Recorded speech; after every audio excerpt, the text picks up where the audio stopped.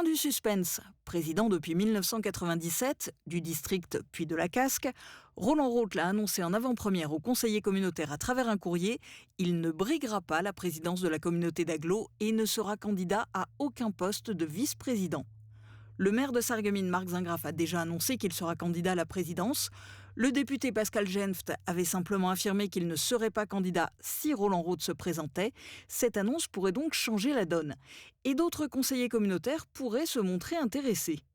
Le conseil d'installation avec élection du président ainsi que de l'ensemble des vice-présidents se déroulera jeudi 23 avril. Et vous pourrez suivre l'intégralité de la séance en direct à 17h sur Mosaïque Cristal et sur la page Facebook de la communauté d'agglomération Sarreguemines Confluence. L'augmentation du prix des carburants impacte tout le monde. Pour les professionnels du transport, elle engendre des dépenses supplémentaires importantes. Ça fait maintenant 6 semaines qu'on l'a subi.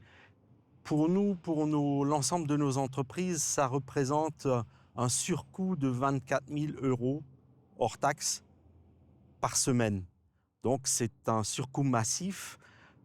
Pour être très concret, la dernière commande de carburant, on avait un surcoût de 56 cents par litre.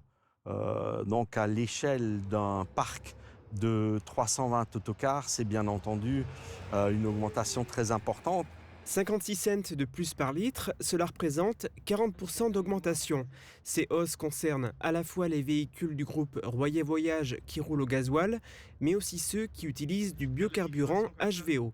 Pour faire face à ces dépenses supplémentaires, les clients sont désormais mis à contribution. Nous avons absorbé les 4 premières semaines de ce surcoût de carburant et maintenant nous répercutons depuis le 1er avril une partie du surcoût en bas de facture par une ligne participation au coût du carburant qui représente alors un montant qui est peu important puisque en général ça représente moins d'1 € par personne et par jour. Cette hausse permet d'absorber partiellement les frais supplémentaires liés à la hausse du prix des carburants, mais si l'argent c'est une chose, il ne faut pas pour autant en oublier l'essentiel. Là, nous parlons de coûts économiques et de conséquences économiques.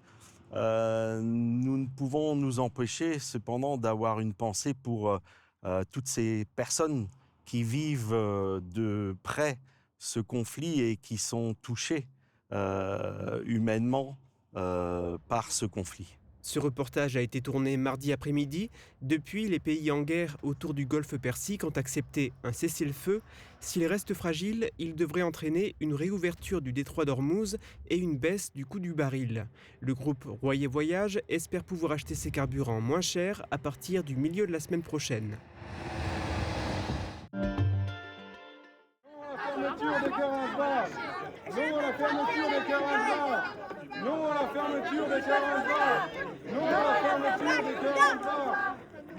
À Eckenransbach, l'avenir de l'école est aujourd'hui suspendu à un seul élève. Dans ce regroupement scolaire, avec Ernest Villers et Gubenouz, la fermeture de l'unique classe entraînerait celle de l'école. Avec 49 élèves actuellement, il en faudrait 50 pour maintenir l'ouverture selon l'académie. Une situation difficile à accepter pour les parents d'élèves, d'autant que les effectifs pourraient augmenter dans les prochaines années. Hier soir, ils se sont mobilisés dans l'établissement pour défendre leur école et alerter sur les conséquences d'une fermeture pour la commune. On manifeste pour déjà avoir une stabilité pour nos enfants, pour l'année à venir, pour les années futures. Donc nous, notre objectif, c'est de manifester pour pouvoir permettre à tous nos enfants d'apprendre dans de bonnes conditions. Parce que dans cette classe d'Eckenransbach, vous avez des élèves de CE2, CM1 et CM2. Si cette classe est amenée à fermer, ces élèves vont se retrouver du CP au CM2. Donc, pour accompagner ces élèves de CP dans les premières années d'apprentissage, pour mettre les bases en place. Et on va aller avec une classe qui va aller jusqu'au CM2, qui eux préparent aussi une année charnière, avec une entrée pour le collège. Donc aussi, où ils ont besoin beaucoup de temps des enseignants pour pouvoir avancer, avoir l'apprentissage, avoir la maturité pour entrer dans cette nouvelle année qui prépare pour le collège. Donc du coup, si on regroupe tout ça dans une même classe, ça fera que mettre en difficulté nos enfants dans leur apprentissage, en difficulté l'enseignant ou l'enseignante dans l'apprentissage et dans les jours quotidiens, dans le travail quotidien avec les élèves. Et on risque de perdre des élèves aussi en cours de route si l'académie nous force à appliquer cette décision. Alors, le ressenti, c'est effectivement, on va dire, plutôt de la colère, parce que du coup, on essaye déjà depuis un certain nombre d'années de faire évoluer les choses pour que notre RPI puisse prospérer. Ça fait déjà maintenant la 2e année qu'on est sous le coup de propositions de fermeture. Donc, en tout cas, nous, en tant qu'élus, on essaye de faire le maximum pour que les écoles restent ouvertes. Parce qu'effectivement, une école qui ferme, c'est aussi un village qui se meurt. Donc, on voudrait vraiment garder une dynamique de la ruralité. On aimerait que lors de la CDEN du 9 avril, on puisse effectivement avoir un recours concernant cette fermeture et qu'on puisse avoir toujours les 3 classes ouvertes dès la rentrée.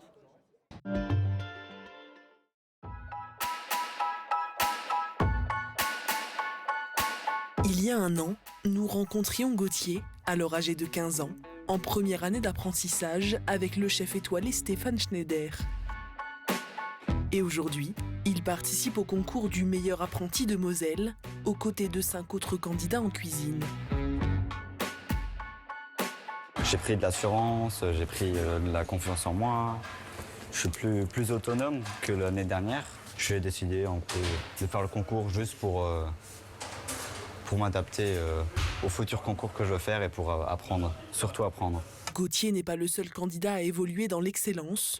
Josépha poursuit elle aussi son apprentissage dans un étoilé, aux côtés du chef Fabien Mangus. Ça m'apporte une certaine rigueur, une discipline que d'autres n'ont peut-être pas forcément, parce que chez nous, on décide que c'est comme ça et c'est pas autrement. Je suis très heureuse de faire ce concours. Ça fait depuis le début de mon apprentissage en fait que j'attends de le faire. Dans une autre salle, place à l'art du service. Chez Van enchaîne les épreuves, dressage de la table, épreuves techniques, service ou encore flambage. Et pour elle, la pression est double, car le président d'honneur du jury n'est autre que Charles Coulombeau, le chef de l'établissement où elle effectue son apprentissage. Beaucoup de stress, en plus. C'est comme si, personnellement, c'est ma maman qui venait me voir. Je peux pas ne pas réussir, quoi. C'est un petit peu ça. Moi, je me suis très peu impliqué. Alors, bien sûr, il y avait plein de questions, mais j'ai aussi un devoir de réserve. Donc, voilà, j'ai pas pu trop en dire, mais elle a fait du très bon travail. Et puis, j'espère que les planètes vont s'aligner aujourd'hui pour elle. Et si c'est pas le cas, elle aura déjà eu cette expérience et c'est super, c'est très formateur. Mais malgré l'expérience que ces jeunes peuvent acquérir dans ces établissements prestigieux, rien n'est joué d'avance. C'est pas les grandes maisons qui font les grands cuisiniers. C'est une question de volonté, une question d'état d'esprit. S'ils ont envie d'être là, ils sont tous au même niveau. Il n'y a que des gens qui ont envie de bien faire. Donc c'est un concours équitable et équilibré. Donc c'est ça qui est bien aussi dans des configurations comme celle-là. Finalement, le travail et la persévérance ont payé pour Gauthier, qui décroche la première place. Il devient ainsi le meilleur apprenti de Moselle en art de la cuisine. Josépha et Chevan, elles, montent toutes les deux sur la 2e marche de leur podium respectif.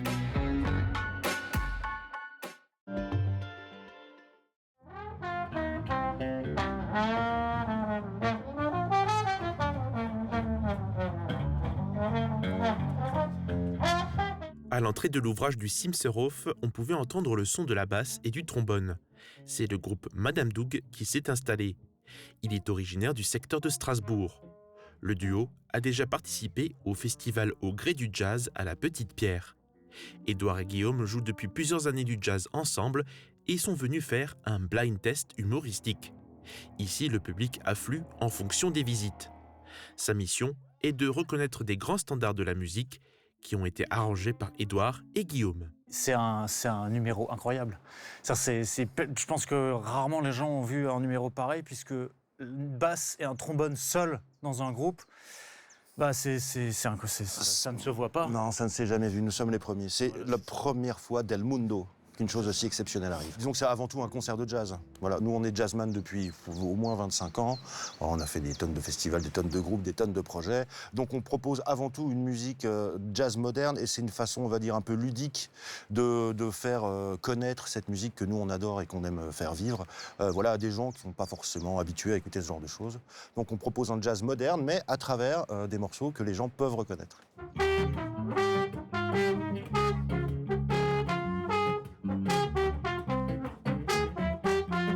Et donc ça, c'était... Mais oui, voilà. On s'amuse beaucoup, alors même déjà dans les morceaux, parce que quand on joue ensemble, on s'amuse entre nous, on se fait des blagues musicales que les gens ne comprendront pas forcément, mais ils voient bien qu'on s'amuse. Et puis ensuite, entre les morceaux, quand on essaye de voir si les gens ont reconnu ou quoi, il y a des...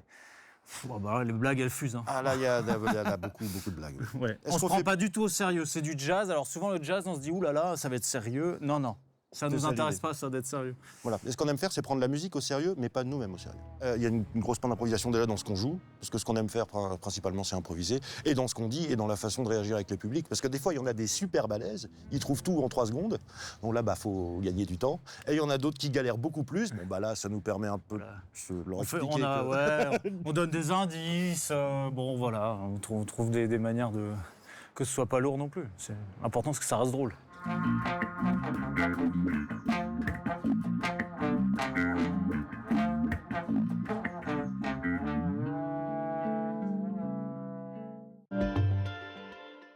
Super Urorbac vous accompagne au quotidien et par tous les temps. Des bouquets colorés et parfumés, des plats frais et gourmands, ça ressemble au printemps. Cafétéria et fleuriste à retrouver à l'entrée de votre magasin. La météo avec U, commerçant autrement.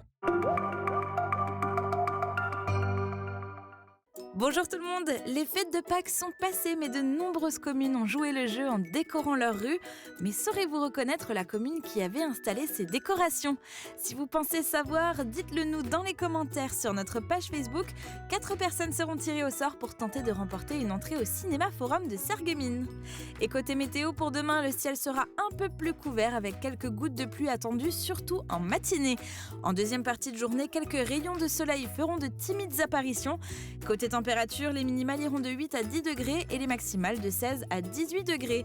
Demain, nous fêtons les Fulbert et il fera jour de 6h50 à 20h15. Passez tous une belle journée et à demain.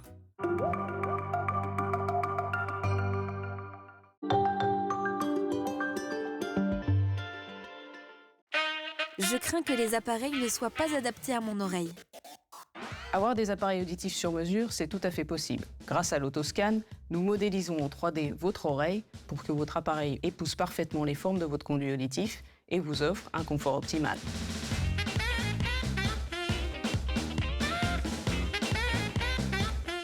L'âge, c'est d'abord dans la tête. Enfin, c'est aussi dans l'assiette, dans l'activité physique et les relations sociales. Alors même si dans votre tête vous avez toujours 20 ans, téléchargez gratuitement l'application iCock Monitor. Vous pourrez évaluer votre forme et continuer à faire tout ce que vous aimez encore plus longtemps. Votre pub sur cet écran. Entreprises, collectivités, associations, faites-vous connaître. Nous créons des spots publicitaires sur mesure. Allez à la rencontre de votre public, à la télévision, au cinéma, sur les réseaux et au Snow World d'Amnéville. Mosaïque Cristal Télévision, votre partenaire communication.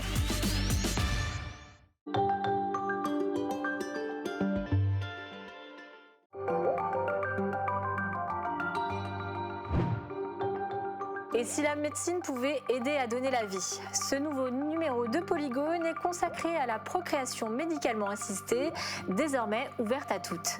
En France, le tout premier bébé conçu par fécondation in vitro est la petite Amandine, née en 1982. Depuis, les techniques ont évolué et la loi aussi. Avec la réforme de 2021, la PMA est désormais accessible aux femmes célibataires et aux couples de femmes. Un nouveau numéro de Polygone à découvrir ce dimanche sur Mosaïque Cristal.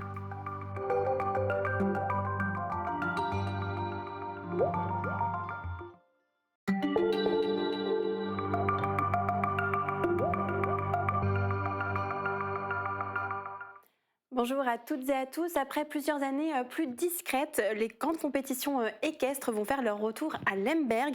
Le site des Laurentides, bien connu des passionnés, s'apprête à accueillir plusieurs événements d'envergure dans les prochains mois, avec l'ambition de redevenir un pôle incontournable de l'équitation dans la région. Pour en parler, je reçois aujourd'hui Laurette Crémer, responsable des écuries. Bonjour. Bonjour. Merci beaucoup d'être avec nous aujourd'hui. Alors, après plusieurs années plus compliquées, vous annoncez le retour des grandes compétitions en 2026. Dans quel état d'esprit vous êtes aujourd'hui ? On est très motivés, le concours c'est dans un mois, donc là on est vraiment prêts, on a envie de proposer un bon concours à tout le monde et bien sûr un peu stressé, de retour en compétition, voir comment ça se passe et on a envie de bien faire. C'est un nouveau tournant pour le site des Laurentides ? Je dirais pas que c'est un nouveau tournant, mais c'est une continuité. Donc en 2020, il y a eu le Covid qui a un petit peu arrêté les compétitions. Après, c'est vrai que la question de refaire des concours ne s'est pas posée tout de suite. Et donc là, maintenant, c'était le bon moment. Donc c'est une continuité.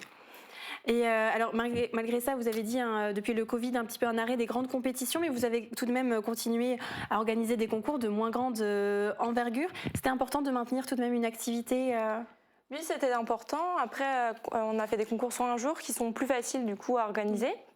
Et le but, c'était de proposer quand même aux cavaliers locaux de venir monter la piste des Laurentides, garder un lien avec les écuries aux alentours et surtout garder une dynamique. Donc voilà, on n'a pas perdu complètement la main. Donc cette année, vous programmez 3 grands événements. On va les présenter chacun dans un instant. Pourquoi maintenant ? C'était le bon moment ? Il y avait un regain d'énergie ? Alors l'énergie, on en a toujours eu, mais c'est vrai qu'on manquait un petit peu de confiance pour refaire du grand concours. Quand on n'a pas l'habitude d'en faire, il y a plein de petits pièges dans lesquels il ne faut pas tomber. Il y a beaucoup de grands concours, de beaux concours chez nous, donc il faut être au niveau. Et cette année, on a l'organisateur et le président de l'association Moselle Sport Équestre qui nous a proposé du coup de faire une TDA. Il y avait une date de disponible parce qu'on ne peut pas en avoir comme ça. C'est la tournée des As. Voilà, c'est ça. Le premier concours, là, le week-end du 1er mai. Et donc on a eu cette opportunité et se dit avec ma collègue Elisa, pourquoi pas recommencer à faire de la compétition laurentide, surtout avec une aide. Donc il va pouvoir nous coacher sur des choses où on a un peu moins, on a moins de connaissances et donc éviter certains pièges. Oui, donc vous êtes accompagné pour cette organisation. Donc ce sera le premier grand rendez-vous, la tournée des As du 30 avril au 3 mai. Est-ce que vous pouvez nous présenter un petit peu cet événement ? Alors, ça sera un concours donc, sur 4 jours qui va y avoir des épreuves, des cycles classiques poney, donc des jeunes chevaux, après des concours club comme on faisait à l'époque, puis après les épreuves poney et as, donc ça va jusqu'à 1m30, donc c'est vraiment déjà du haut niveau poney. Il n'y en a pas beaucoup dans la région, il y a un nombre limité d'épreuves, donc c'est vraiment un événement unique aux Laurentides et dans la région de Beacherland. Et ce sera du beau spectacle, j'imagine. Oui, avec en point d'orgue le dimanche l'As Elite Excellence, donc des épreuves à 1m30 qui est le plus haut qui se fait dans le monde du poney. Donc, à savoir que c'est des enfants, donc moins de 18 ans, et des poneys donc de moins de 1m49. Donc ça va vraiment être impressionnant. Et après, tous les autres jours, il y a des épreuves de différents niveaux. Même si c'est moins haut, ça sera quand même du beau sport parce que les cavaliers ont envie de gagner. Donc ça va se battre et ça va être intéressant. Vous attendez beaucoup de cavaliers ? Alors on espère entre 250 et 300 cavaliers par jour. Donc ça va faire des journées bien remplies. Si on arrive à avoir tout ce monde, ce serait super. Ensuite, le 24 mai, il y aura un championnat régional d'équifile. Est-ce que vous pouvez nous en dire plus sur cette discipline ? Alors c'est une discipline qui se pratique à pied. Donc c'est une série de tests plutôt ludiques que le cheval doit faire avec son meneur. Alors c'est moins impressionnant que le CSO, mais c'est quand même très très intéressant. Il y a beaucoup de travail derrière ça. On voit vraiment la complicité, la connexion du cavalier et de son cheval. Donc il y a le championnat régional d'équifile, mais en même temps il y a le championnat départemental de Longraine. C'est aussi à pied où le cavalier doit mener son cheval avec du coup à pied sur une reprise. Donc c'est très très technique. C'est un petit peu moins impressionnant aussi, mais par contre c'est vraiment une discipline à découvrir. Et donc il y aura les deux sur la même journée et il y aura du beau niveau parce que dans la région les deux disciplines sont en plein essor et on a des cavaliers qui vont au championnat de France. Donc c'est à venir découvrir. Ok. Et enfin il y aura un autre grand concours de saut d'obstacle au mois d'août. Vous attendez aussi beaucoup de cavaliers pour ce rendez-vous? Alors le concours au mois d'août, c'est un peu ce qu'il y avait avant, les Laurentides Jump comme en 2019 par exemple. Donc là oui, on attend aussi le même nombre de cavaliers, donc dans les 1000 à 1200 cavaliers. Donc ça serait à voir si les gens répondent au rendez-vous comme les autres années. Et j'imagine qu'il y a beaucoup de préparation aussi en amont, parce que le 30 avril, c'est le premier grand rendez-vous pour la tournée des As. Vous commencez déjà à préparer les terrains, etc. Ça fait depuis l'année dernière qu'on prépare, parce qu'il y a aussi un gros travail de fond, à la recherche de partenaires, faire le programme. Donc bien sûr, il y a sur le moment le côté technique et sportif, mais aussi tout le travail de préparation et d'organisation derrière. Donc là, oui, on est vraiment en pleine préparation. Et si vous voulez suivre la préparation, on poste tous les jours une vidéo sur les réseaux sociaux qui explique ce qu'on a fait dans la journée pour préparer le concours, donc pour voir un petit peu les coulisses, pour permettre d'attendre jusqu'au 30 avril, voilà. Ok, donc c'est sur votre page Facebook Facebook et Instagram. Ok. Et comment fonctionnent les écuries, les Laurentines? Est-ce que c'est une association? Non, les Laurentides sont une entreprise, mais les événements organisés par les Laurentides sont faits par une association, ce qui permet un peu de différencier les deux entités. Voilà, c'est ça. Et vous êtes combien de personnes à gérer tout ça, par exemple, pour préparer ces compétitions? On est 3. Okay. Voilà, plus la personne qui nous aide, le co-organisateur. Mais sinon, sur place, on est 3 à gérer les écuries et du coup, la compétition. Après, on aura de nombreux bénévoles qui vont venir nous aider le jour J ou les jours avant à tout préparer. Parce qu'on proposera aussi de la restauration. Donc, il y aura beaucoup de postes. Mais pour gérer vraiment l'organisation, on est 3. Ok. Et donc vos événements ont toujours attiré beaucoup de monde, hein, beaucoup de cavaliers, mais aussi de nombreux spectateurs. Est-ce que vous souhaitez toucher justement un public qui n'est pas forcément du milieu équestre? Oui, aux Laurentides, il y a toujours eu beaucoup de visiteurs, même lors des concours club. Donc ça, on est vraiment très contents. Et c'est vraiment un événement qui marque les gens, parce que même encore maintenant, on nous parle des Laurentides Jump de 2019. Les gens, ils sont vraiment attachés aux écuries et à ces rendez-vous, donc on espère qu'ils vont revenir. Bien sûr, on les attend avec un grand plaisir pour venir voir les épreuves. Et le samedi soir, on propose aussi un concert du groupe Solstice, qui est un groupe local. Donc le but, c'est vraiment que les gens, le public, les gens non cavaliers viennent aux Laurentides et puissent profiter du lieu avec nous. Et aujourd'hui, quelle est votre ambition au sein des Laurentides? Est-ce que c'est de redevenir justement un pôle incontournable du monde équestre dans le secteur? Incontournable, on l'espère un jour le redevenir, mais après aussi c'est déjà proposer des événements de qualité où les gens ont envie de venir aux Laurentides. Si ça se passe bien, ça attire des visiteurs, ça attire des cavaliers, les gens sont contents. Pourquoi pas après proposer des compétitions un cran au-dessus, c'est toujours possible. À TDA, il y a des super as, donc ça c'est le concours plus au niveau national. Dans l'amateur pro, là on fait une Pro 2, donc à 1m35, pourquoi pas refaire une 1m40. Après, ça sera l'avenir qui nous le dira, et le public et les cavaliers, selon on va les écouter. Mais en tout cas, on peut repartager peut-être aux téléspectateurs les informations pratiques par rapport à la première compétition, donc du 30 avril au 3 mai, c'est ça? Oui, c'est ça. Donc les horaires seront faits en fonction du nombre de partants, mais vous pourrez les retrouver sur notre site internet. Donc la semaine avant le concours, au moins là, vous pourrez vraiment cibler l'épreuve que vous voulez venir voir. Mais sinon, il y aura des épreuves au plus tard le matin de 8h à 6h30, 7h. Donc vraiment, on continue toute la journée, de la restauration, donc le concert le samedi soir. Et après, voilà, vous pouvez venir toute la journée voir du concours. C'est vraiment ouvert à tous, à tout public pour découvrir. Voilà, il y aura aussi un village exposant, donc une masseuse, il y aura une préparatrice mentale, il y aura la sellerie des nacres, une sellerie itinérante, enfin il y aura vraiment... il y aura de quoi faire. Plein de choses à voir et à découvrir. Voilà. Et une association qui sera également présente, Flora et Largo, qui du coup recueille des chevaux âgés qui ont des problématiques et qui les soignent. Donc c'est important de les citer pour les soutenir. Bien sûr. Merci beaucoup Laurette Crémer d'avoir été avec nous. On vous souhaite une bonne compétition et de belles compétitions à venir aux écuries Les Laurentides. Merci beaucoup. Et très bonne journée à tous.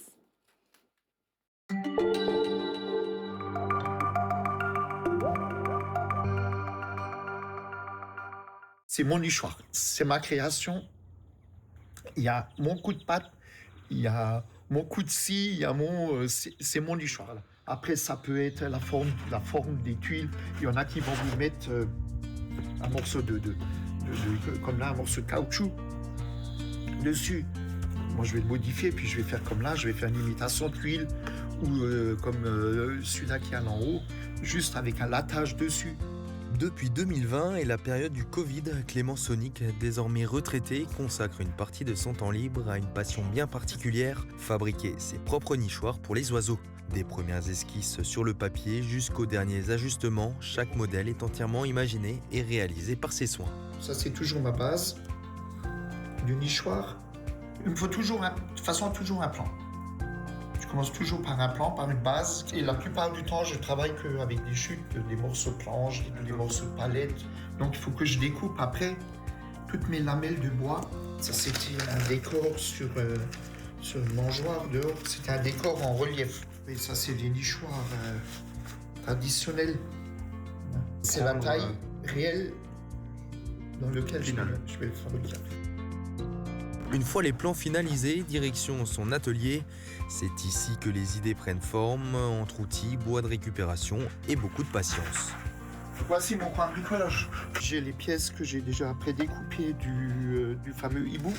Donc après ça se monte là-dessus, vous voyez, comme ça. Tac.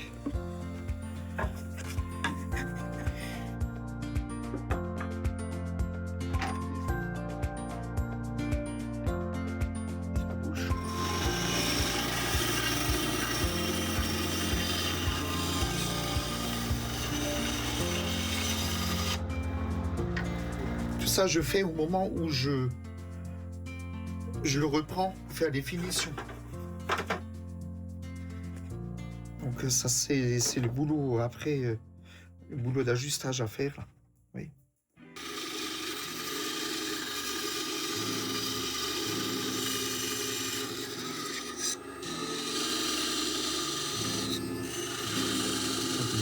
Voilà. Et puis le résultat final du dessin, passant par les différentes phases de découpage, ponçage, façonnage, là le résultat final. Après ça s'accroche, on peut les accrocher ou on peut les poser. Mais pour comprendre pleinement son travail, il faut sortir et observer le résultat final directement sur le terrain. Il faut le nettoyer. Décidément. Allez, tac.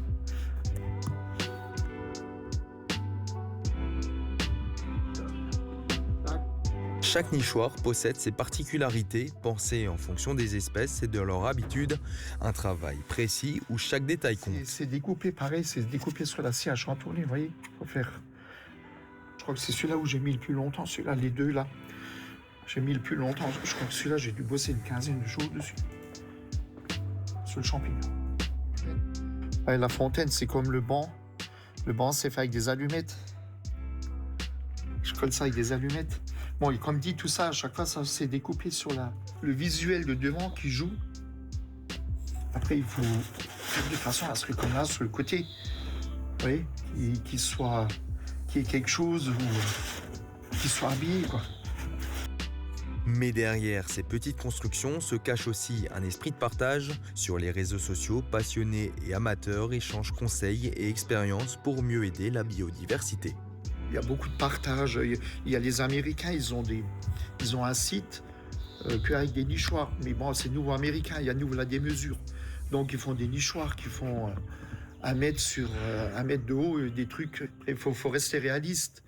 Faut que ça tienne un peu la route. Quand on se partage les trucs, donc quand j'en ai fini un, je le partage sur les 2-3 sites où je suis abonné. Et puis à chaque fois, ah oui, tiens, c'est pas mauvais, l'idée n'est pas mauvaise, ou le beautiful, ou the nice, comme ils disent. Donc j'ai souvent de très bons commentaires, quoi. C'est le but, de se partager les idées. Après, je ne reproduis pas à l'identique ce qui a été. Je reprends un peu la base, la forme, disons moi, d'un nichoir, et je le modifie comme celui-là. J'avais la base, et puis je l'ai modifié à ma sauce, quoi. Au fil du temps, fabriquer des nichoirs est devenu bien plus qu'un simple bricolage pour Clément, une manière de se rapprocher de la nature et de mieux observer ceux qui l'habitent.